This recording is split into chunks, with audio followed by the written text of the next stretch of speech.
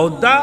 سنت معنی عمل کو لاس ګران کار نه دی ځان لږ بدی باندې پوکي دا ډیر آسان دی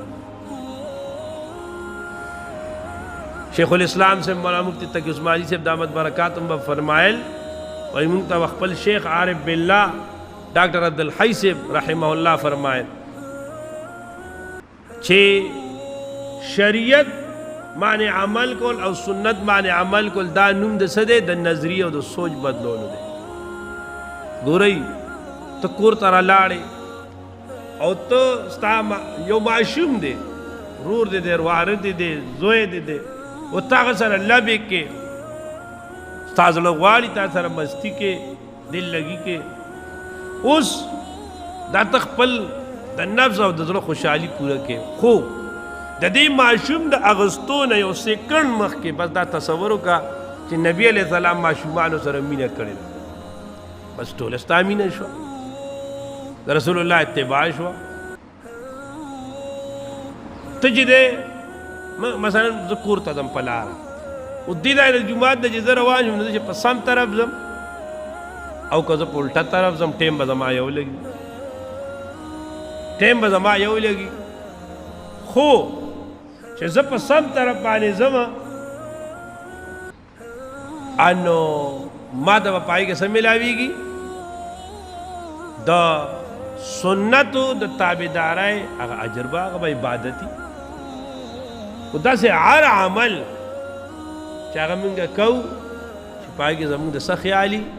په هغې کې زموږ د سنتو د اتباع خیالي دې دپاره وروڼو یو خو علیکم بسنتی دا د مفتی عبدالحکیم سے یو کتاب دے دوره غونته او د دې بزرگ دا کمالات زموږ استاد صاحب دے موږ داغه نه مسلم شریف ویل دے